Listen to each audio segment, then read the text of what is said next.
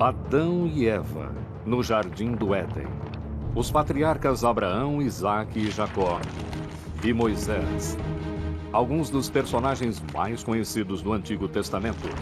Mas suas histórias são verdadeiras ou apenas mitos? Quanto mais longe formos nos textos bíblicos, mais difícil é encontrar material histórico neles. Como o livro de Gênesis é uma compilação de mitos e de histórias da criação, encontrar uma base histórica nele é muito difícil.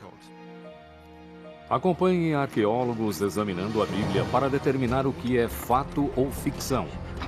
E descubra se Moisés realmente escreveu a Bíblia hebraica. Na mesma hora, eu vi letras muito claras e distintas. Esta é ancestral da escrita hebraica. Há evidências que comprovam o êxodo do povo escolhido do Egito ou foi apenas um pequeno grupo de cananeus que decidiu se libertar. Conheça artefatos que ajudam a datar eventos bíblicos e descubra, de acordo com arqueólogos, o que são as muralhas derrubadas por Josué. O fogo aqui foi, como posso dizer, o maior de todos os fogos. Acompanhe os especialistas enquanto procuram pontos em comum entre a ciência e as escrituras e tente desvendar os mistérios da Bíblia hebraica. Os mistérios da Bíblia hebraica.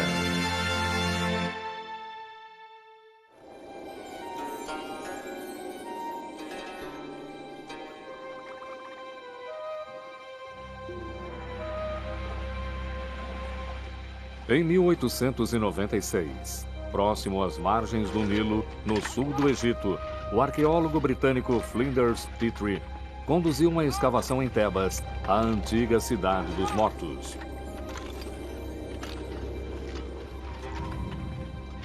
Neste local, ele fez uma das descobertas mais importantes da arqueologia bíblica.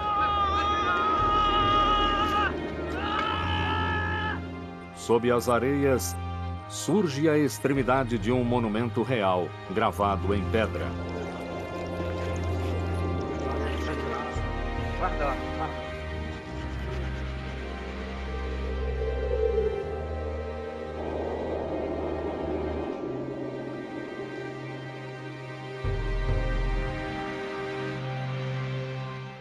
O objeto, feito em homenagem ao faraó Merneptah, filho de Ramsés o Grande, ficou conhecido como a Estela de Merneptah. E atualmente encontra-se no Museu do Cairo. Esta estela é o que os egípcios chamavam de Estela do Triunfo, da Vitória, celebrando a vitória sobre povos estrangeiros.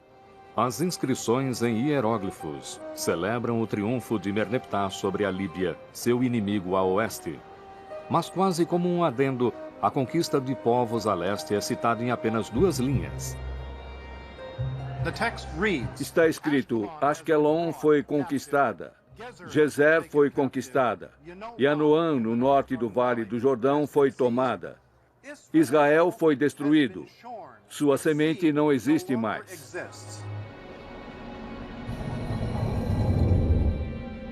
A história prova que o faraó estava enganado. Em vez de representar sua aniquilação, a Estela de Merneptah anuncia a entrada no palco mundial de um povo chamado Israel. Esta é uma prova valiosíssima de um grupo étnico chamado Israel no Planalto Central do sul de Canaã. De acordo com a cronologia egípcia, o documento data de 1208 a.C.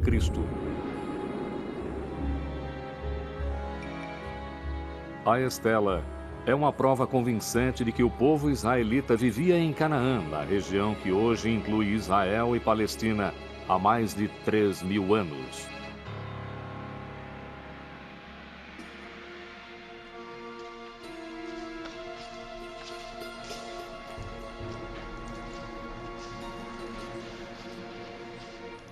Os antigos israelitas são mais conhecidos por meio de contos familiares que registram sua história. Abraão e Isaque, Moisés e os 10 Mandamentos, Davi e Golias,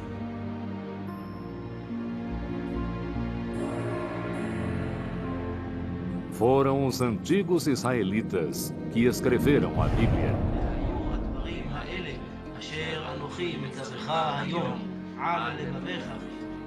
Através da Bíblia hebraica, as crenças dos antigos israelitas sobreviveram e se tornaram o judaísmo, uma das religiões mais praticadas e mais antigas do mundo. E foram os judeus que deram ao mundo um importante legado, a crença em um único Deus.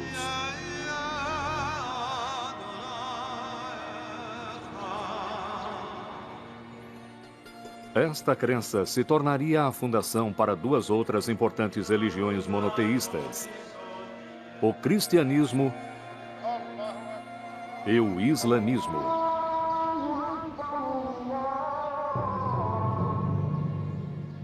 Também chamada de Antigo Testamento, para diferenciá-la do Novo Testamento, que descreve os eventos do início do cristianismo, a Bíblia hebraica e a crença monoteísta são parte integrante da cultura mundial. No entanto, nos tempos antigos, todos os povos, incluindo egípcios, gregos e babilônios, adoravam vários deuses, normalmente na forma de ídolos.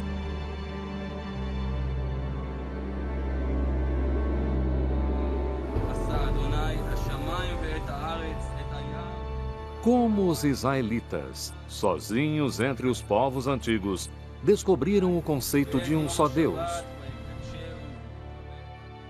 Como tiveram a ideia que profundamente mudou o mundo? Agora, arqueólogos e historiadores apresentam uma nova teoria que promete revelar não só fatos históricos, mas um significado mais profundo que os autores da Bíblia pretendiam transmitir.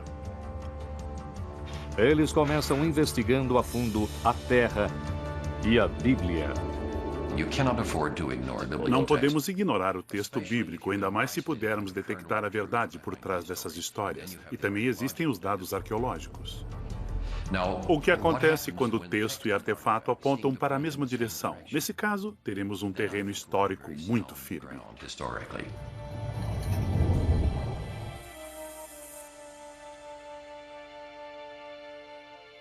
Estudiosos procuram pontos em comum entre a ciência e as escrituras. O mais antigo é a Estela da Vitória do faraó Merneptah, de 1208 a.C.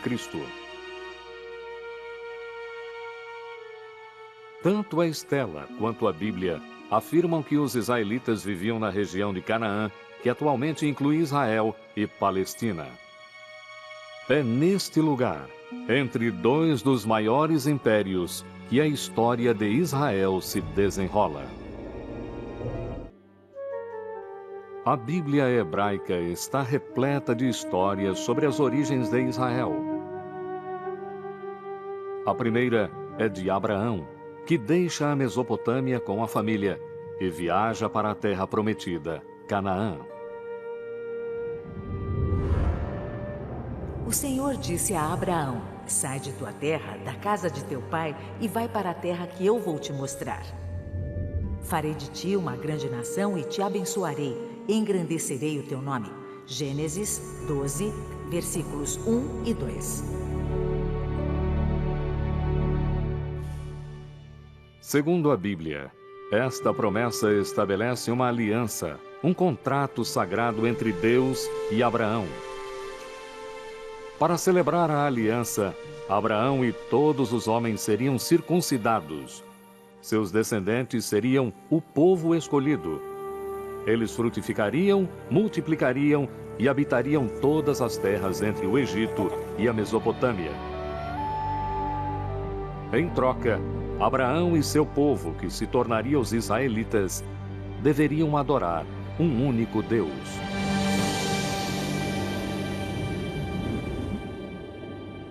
Essa é uma nova ideia, uma ideia que ninguém tinha tido antes. Deus, no nosso sentido, não existe antes de Abraão. É difícil compreender como essa ideia deve ter sido radical em um mundo dominado pelo politeísmo, com a adoração de vários deuses e ídolos. A narrativa de Abraão faz parte do primeiro livro da Bíblia, Gênesis, juntamente com Noé e o dilúvio, e Adão e Eva. Embora transmita uma mensagem poderosa, até hoje não há evidências arqueológicas ou textos fora da Bíblia que a corrobore. Quanto mais longe for no texto bíblico, mais difícil é encontrar material histórico nele. Os patriarcas remontam a Gênesis, que é em grande parte uma compilação de mitos e de histórias da criação. É muito difícil encontrar uma base histórica. Essa ausência de evidências históricas faz os estudiosos adotarem uma abordagem diferente ao lerem a narrativa bíblica. Eles olham além do conceito moderno de fato ou ficção, perguntando-se, para começar, por que a Bíblia foi escrita. O Senhor disse a Moisés: escreve estas palavras, pois baseado nelas faço aliança contigo e com Israel. Êxodo 34, versículo 27. A crença tradicional é de que Moisés escreveu os 5 primeiros livros da Bíblia. Gênesis, a história da criação. Êxodo, a libertação da escravidão para a terra prometida. Levítico, Números e Deuteronômio, leis de moralidade e costumes. Eles são lidos até hoje e juntos formam a Torá, também chamada de os 5 livros de Moisés. A crença de que Moisés escreveu pessoalmente os 5 primeiros livros da Bíblia não foi contestada até o século XVII. Algumas questões foram levantadas. Por exemplo, o fim do último livro, o livro de Deuteronômio, descreve a morte e sepultamento de Moisés. E alguns rabinos disseram: Moisés não poderia ter escrito essas palavras porque ele estava morto e sendo enterrado.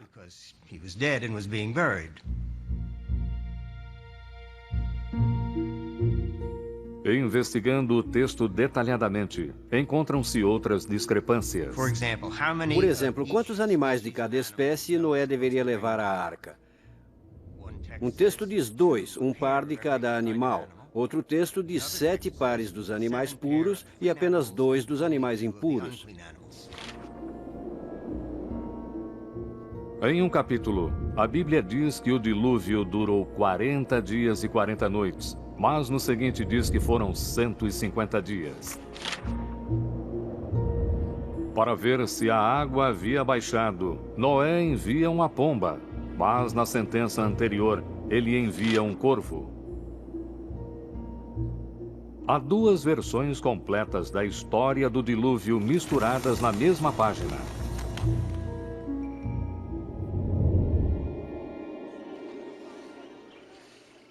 Várias outras discrepâncias semelhantes sugerem que a Bíblia teve mais de um escritor. Na verdade, nos 5 primeiros livros da Bíblia, estudiosos identificaram pelo menos 4 grupos diferentes de escribas, redigindo ao longo de centenas de anos. Esta teoria se chama hipótese documentária.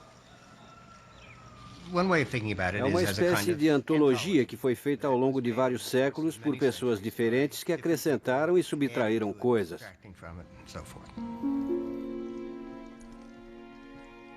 Mas quando a Bíblia começou a ser escrita?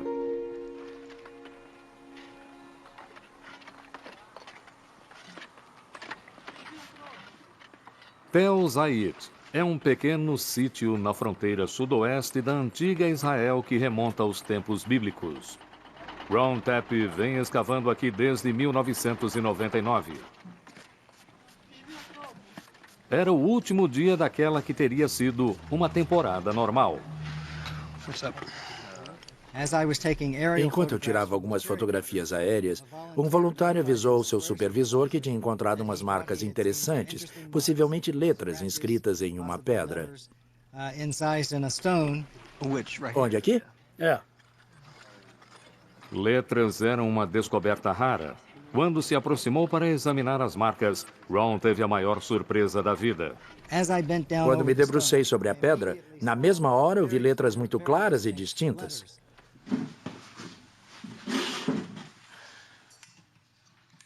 Ron retirou a rocha e a levou ao laboratório em um quibutz próximo.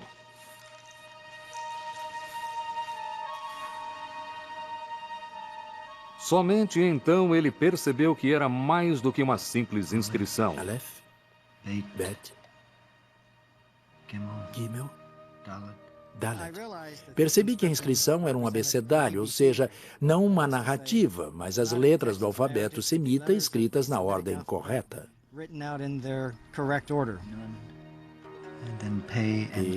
E Ain são difíceis de ler, mas estão aqui. Essa escrita é uma antiga forma do alfabeto hebraico. Foi encontrado o alfabeto completo e não apenas 2 ou 3 letras aleatórias. Tudo indica que este é o ancestral da escrita hebraica.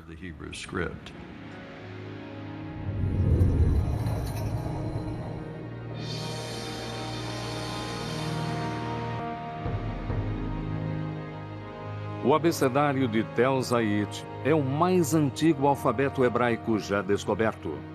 Ele data de 1000 a.C. Dessa forma, a Bíblia hebraica poderia ter começado a ser escrita nessa época.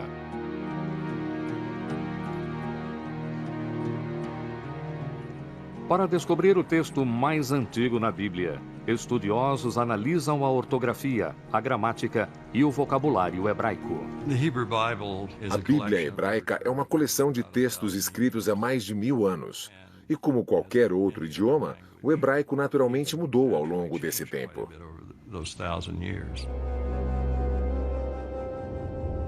Estudiosos examinam a Bíblia no hebraico original em busca da linguagem mais arcaica e, portanto, das passagens mais antigas. Eles as encontram em Êxodo, o segundo livro da Bíblia.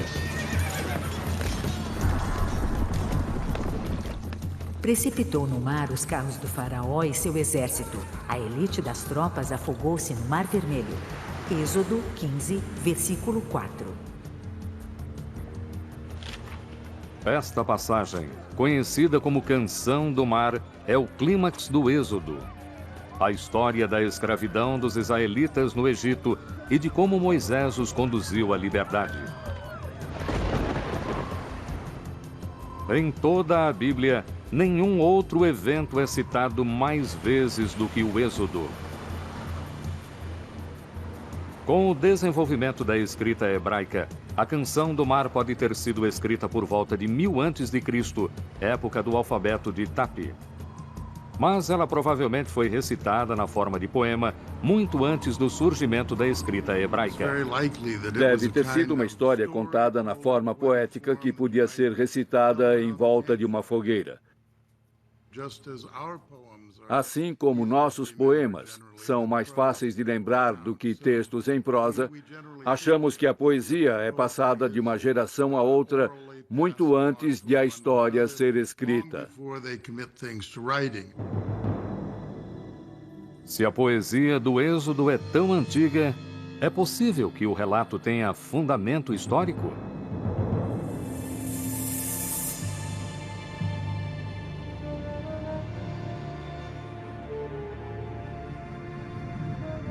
Aqui, no delta oriental do Nilo, no Egito, em uma paisagem repleta de ruínas e de monumentos caídos, arqueólogos descobriram uma cidade perdida.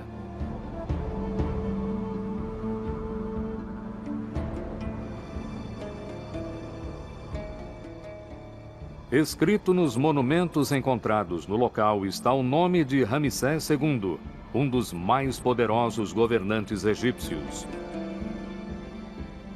Ele é tradicionalmente conhecido como o faraó do Êxodo.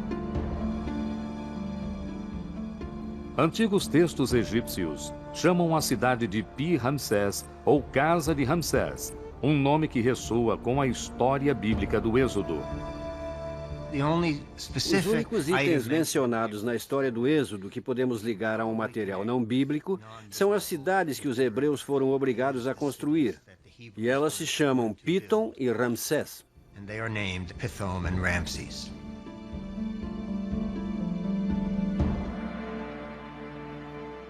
Historiadores concordam que a cidade bíblica de Ramsés é a antiga cidade egípcia Pi-Ramsés. Suas ruínas encontram-se na atual Tanis.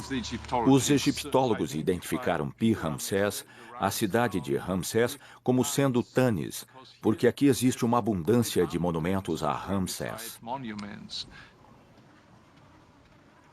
Essa convergência entre a arqueologia e a Bíblia fornece uma data aproximada para o Êxodo.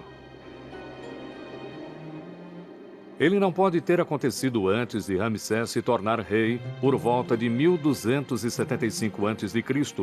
e não pode ter acontecido após 1208 a.C., quando a estela do faraó Merneptah, filho de Ramsés II, localiza os israelitas em Canaã. A Bíblia afirma que os israelitas deixaram o Egito em massa. 600 mil homens e suas famílias, e em seguida caminharam no deserto por 40 anos. Mesmo supondo que a Bíblia exagera, em 100 anos de buscas, arqueólogos ainda não encontraram evidências de uma migração que possa ser relacionada ao Êxodo. Nenhum sítio arqueológico nos forneceu qualquer informação sobre a rota percorrida no deserto. O êxodo não é comprovado em lugar algum.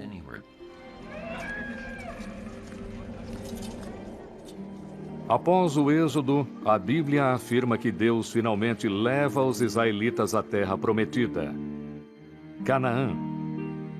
A arqueologia e fontes externas à Bíblia revelam que Canaã era composta de cidades-estado fortificadas, cada uma delas com o próprio rei, todos servindo ao Egito e seu faraó. Os cananeus, povo do Oriente Próximo que prosperava há milhares de anos, adoravam vários deuses na forma de ídolos. A Bíblia descreve como um novo líder, Josué, conduz os israelitas a Canaã em uma campanha militar relâmpago. O povo inteiro lançou, então, o grito de guerra enquanto ressoavam as trombetas. Logo que o povo, ao ouvir a trombeta, deu seu grito, desabaram de repente as muralhas. Josué 6, versículo 20.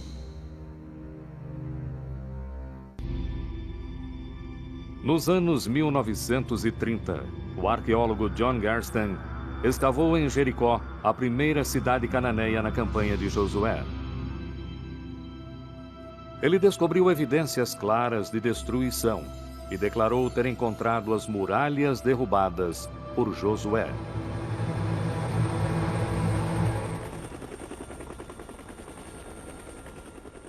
E em Hazor, que a Bíblia descreve como a maior de todas as cidades cananeias, há mais evidências de destruição. Hoje, Hazor está sendo escavada por um dos principais arqueólogos israelenses, Amnon Ben-Tor, assistido por sua protegida e co-diretora, Sharon Zuckerman. Estou caminhando por uma passagem entre dois dos cômodos do Palácio do Rei de Hazor. É possível ver sinais de destruição por toda parte. Podemos ver as rochas escuras aqui e vemos que elas partiram em milhões de pedaços. É preciso um calor muito intenso para causar um dano desses. O fogo aqui foi, como posso dizer, o maior de todos os fogos.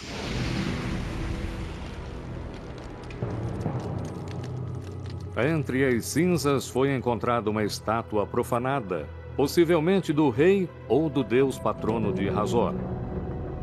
A cabeça e as mãos foram cortadas, aparentemente pelos conquistadores da cidade. O fogo marcou o fim de Hazor. Primeira pergunta: quem fez isso? Quem estava por perto? Quem é candidato? Em primeiro lugar, os egípcios. Eles não fazem qualquer referência a Hazor. Nas inscrições da época não encontramos Hazor. Outra cidade-estado cananeia poderia ter feito isso? Talvez. Mas quem era forte o bastante para isso? Quem sobra? Os israelitas são os únicos que dizem ter feito. Assim, eles devem ser considerados culpados pela destruição de Hazor até que provem o contrário.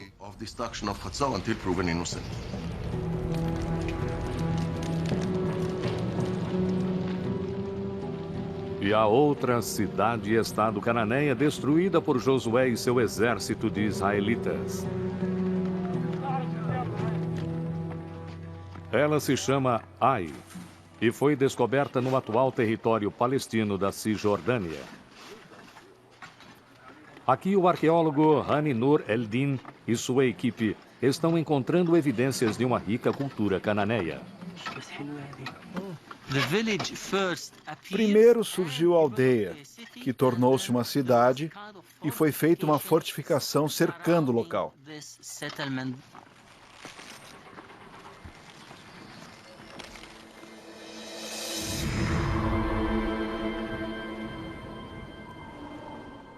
Estas ruínas já fizeram parte de um palácio e de templos magníficos que foram destruídos.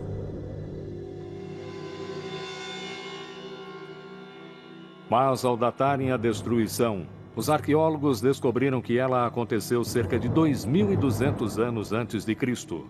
Jericó foi destruída em 1500 antes de Cristo e Hazor em cerca de 1250 antes de Cristo. As cidades-estado não foram destruídas ao mesmo tempo. Há um intervalo de quase 1000 anos.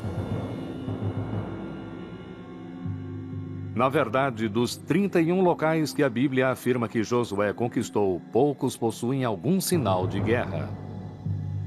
Não há evidências de conflito armado na maioria desses lugares. Também se sabe que a maior parte das cidades cananeias, que supostamente foram destruídas pelos israelitas, não foram destruídas, ou foram destruídas por outros. Uma única invasão militar, liderada por Josué, não justifica a chegada dos israelitas em Canaã.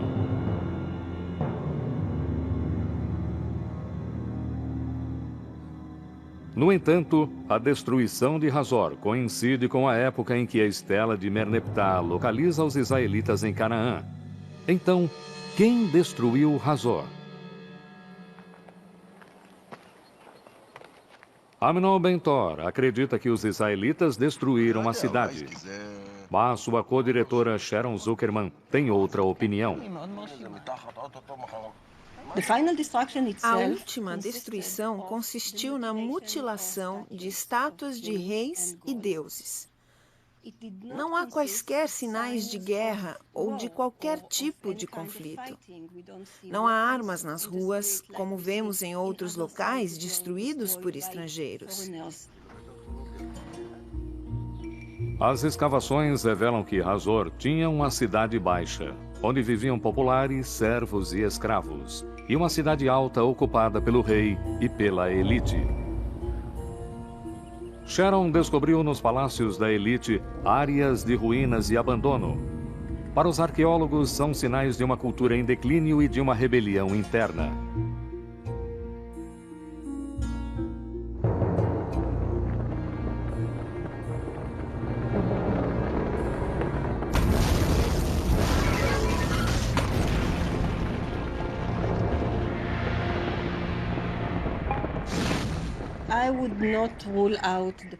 Eu não descarto a possibilidade de uma revolta interna de cananeus que se revoltaram contra a elite que governava a cidade.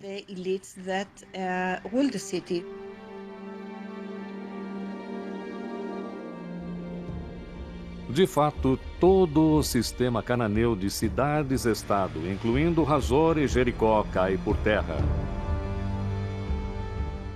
A arqueologia e textos antigos comprovam que isso se deve a um longo período de declínio e de revoltas que se espalhou pelas regiões da Mesopotâmia, do Mar Egeu e do Império Egípcio por volta de 1200 a.C.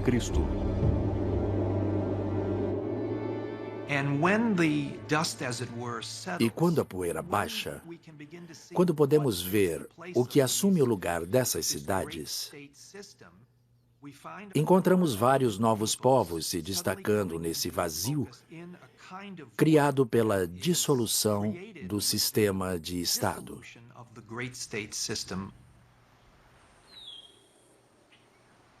Seria possível encontrar os israelitas entre esses novos povos?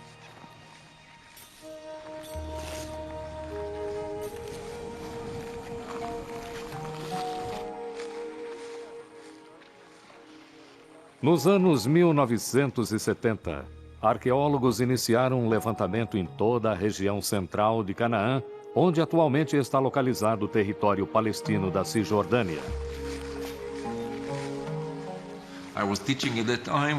Eu lecionava na época e levávamos os alunos 2 vezes por semana ao Planalto. E a cada dia cobríamos entre 2 e 3 quilômetros quadrados. É um processo bem lento para cobrir toda a área.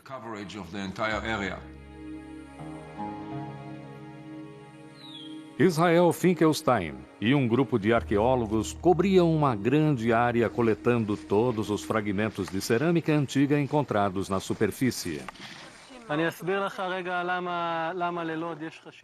Ao longo de 7 anos, ele cobriu quase 1000 quilômetros quadrados, classificando a cerâmica e localizando os achados em um mapa.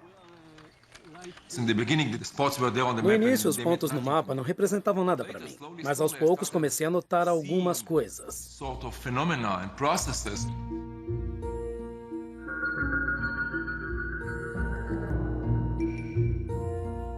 Datando a cerâmica, Israel descobriu que antes de 1200 a.C. havia aproximadamente 25 assentamentos. Ele estima que a população total desses assentamentos era de 3.000 a 5.000 habitantes. Apenas 200 anos depois, há um grande crescimento no número de assentamentos e de habitantes. De repente, há um grande crescimento populacional. Estamos falando de 250 sítios. E a população cresce 10 vezes, de pouco mais de 1.000 para 45.000 pessoas. É um aumento muito grande e não ocorreu de forma natural. Esse índice era impossível nos tempos antigos.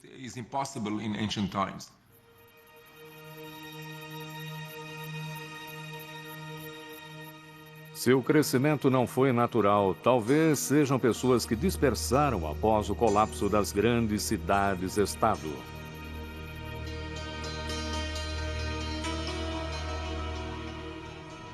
A partir de então, evidências de uma nova cultura são descobertas. Um tipo de habitação simples nunca antes visto.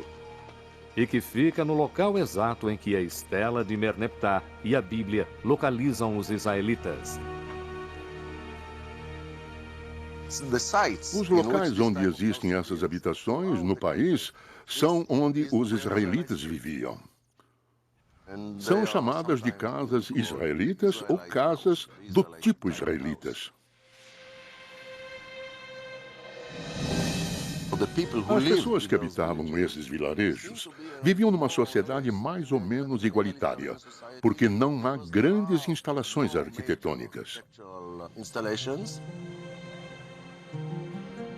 Se observarmos os achados, eles são relativamente pobres. A cerâmica é bem simples.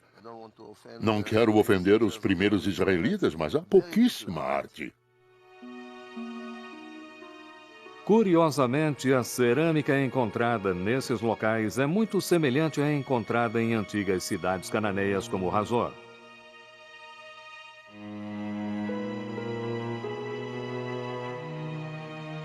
Na verdade, a casa israelita é praticamente a única coisa diferente.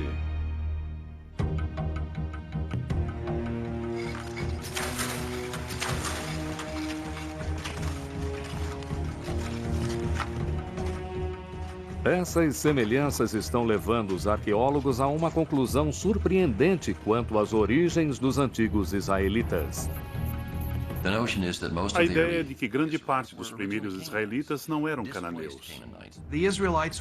Os israelitas sempre estiveram na terra de Israel. Eles eram nativos, mas pertenciam a um grupo diferente, eram basicamente os desprovidos.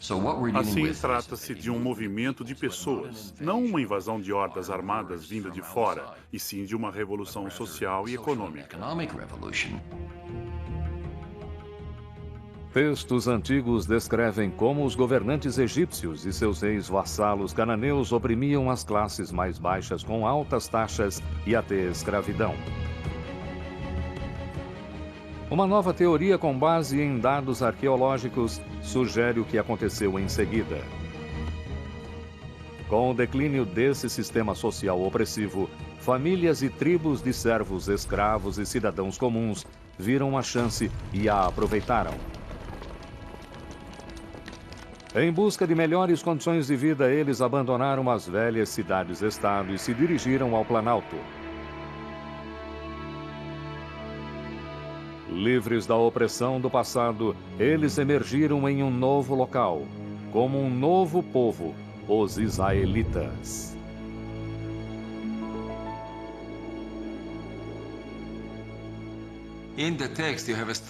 No texto, os israelitas vêm de fora. Cercam as cidades cananeias, destroem as cidades e se tornam uma nação na terra de Canaã.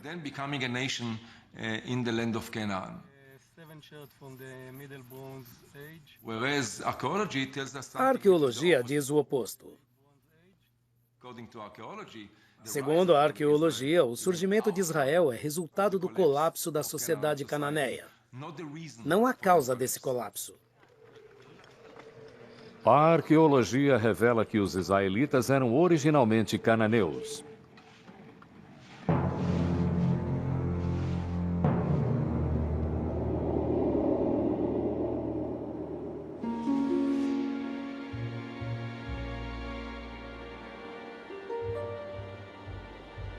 Então, por que a Bíblia retrata os israelitas como forasteiros em Canaã?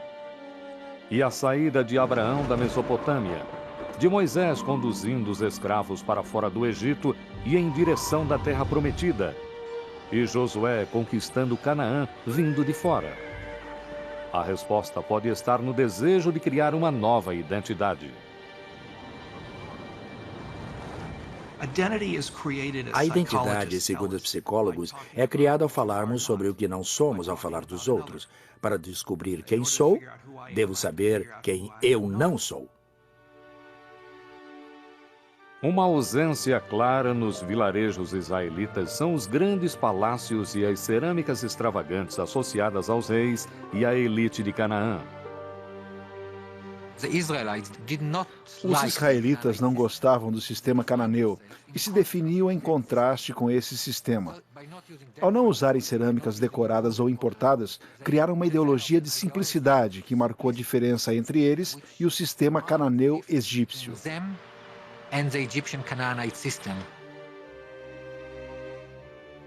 Se os israelitas queriam se dissociar do passado cananeu, que melhor forma haveria do que criar uma história em que os destruía?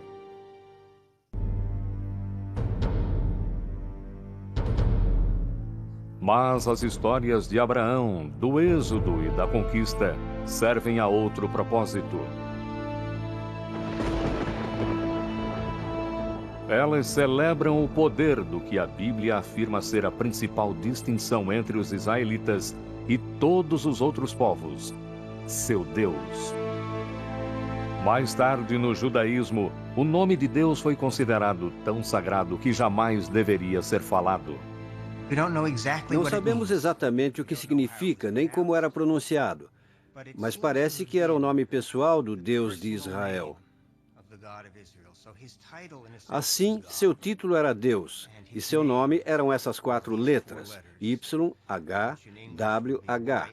que provavelmente eram pronunciadas Yahvé.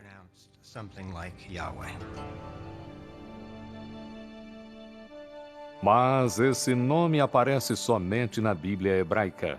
Não é citado em textos ou histórias cananeias. Então, onde os israelitas acharam seu Deus?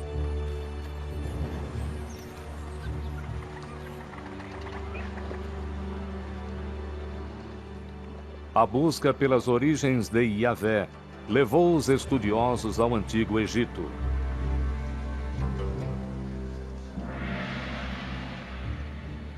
Aqui, na cidade real de Karnak, por mais de 1000 anos, faraós celebraram seu poder com estátuas, obeliscos e murais nas paredes dos templos.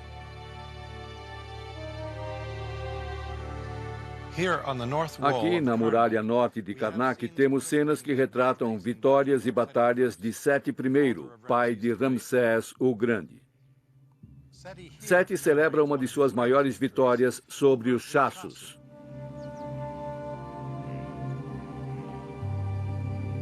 O povo Chasso vivia no deserto do sul de Canaã, onde atualmente estão a Jordânia e o norte da Arábia Saudita, e na mesma época em que os israelitas surgiram. Segundo textos egípcios, um dos lugares onde viviam chamava-se YHW, que provavelmente pronunciava-se Yahu, o nome de seu deus patrono. O termo Yahu é bem semelhante a Yahvé, nome do deus israelita.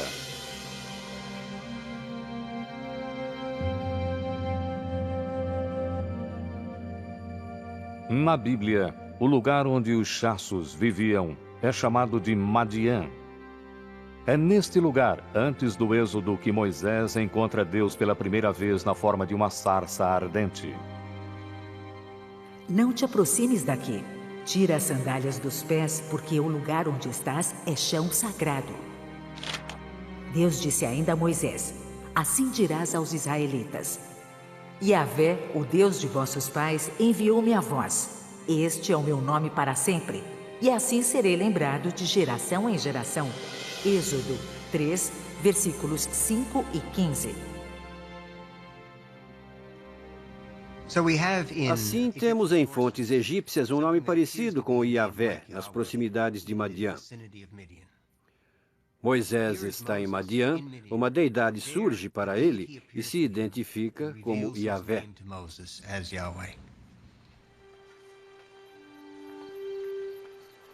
Essas conexões surpreendentes estão levando estudiosos da Bíblia a reexaminarem a história do Êxodo. Embora não haja provas para corroborar uma migração em massa, alguns acreditam que um pequeno grupo de fato escapou do Egito. No entanto, não eram israelitas e sim escravos cananeus. Na viagem de volta a Canaã, passaram por Madian, onde ouviram histórias do deus Chasso Yahu. Foi um grupo de pessoas que fugiu do Egito e teve uma experiência divina. Era um grupo pequeno em termos demográficos, mas importante ideologicamente.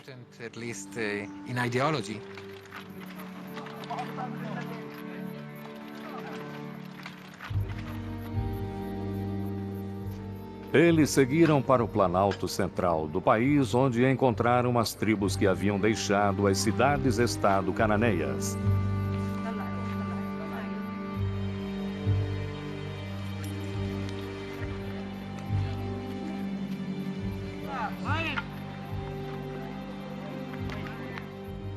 Suas histórias de libertação ressoaram nesta nova sociedade igualitária. Os ex-escravos atribuíam sua liberdade ao Deus que haviam conhecido em Madian e que passaram a chamar de Yahvé. Eles espalharam a ideia de um Deus que representava liberdade. Liberdade para as pessoas ficarem com os frutos do próprio trabalho. Era uma mensagem tão forte que uniu as pessoas e lhes deu uma nova identidade. A identidade dos israelitas. Eles eram uma combinação de cananeus libertados, escravos fugitivos e até de nômades que se estabeleciam. A Bíblia os chama de multidão misturada. De acordo com a Bíblia hebraica, Israel no início era uma aglomeração variada, e sabemos que isso acontece agora. Mas aquelas pessoas foram unidas por uma nova visão, e o espírito revolucionário estava presente desde o início. O povo escolhido pode ser, na verdade, de pessoas que escolheram ser livres. A história de sua fuga, contada inicialmente por meio da poesia, ajudou a forjar uma identidade coletiva entre as tribos. Mais tarde, quando escrita, tornou-se o tema central da Bíblia, o Êxodo e a libertação divina.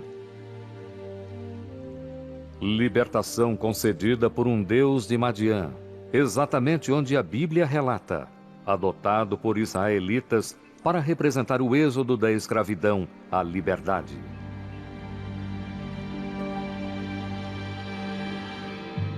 Então, foi esse o nascimento do monoteísmo?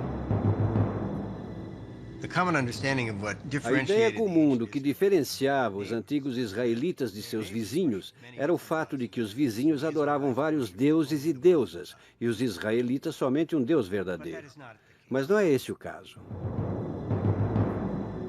Esta estatueta de touro, que representa El, o deus-chefe das deidades cananeias, é um dos milhares de ídolos encontrados em sítios israelitas. Os israelitas muitas vezes adoravam outros deuses. Não deviam fazer isso, mas faziam. Assim, no aspecto prático, muitos israelitas não eram monoteístas.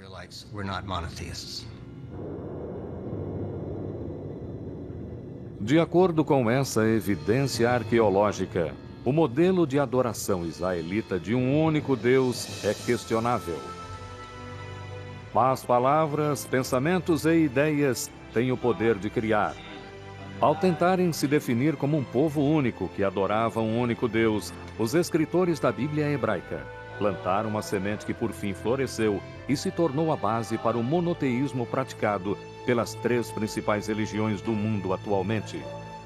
Sejam escritas por Moisés ou por escribas, as histórias do Antigo Testamento estão gravadas nos corações de milhões que encontram conforto e fé nas palavras da Bíblia.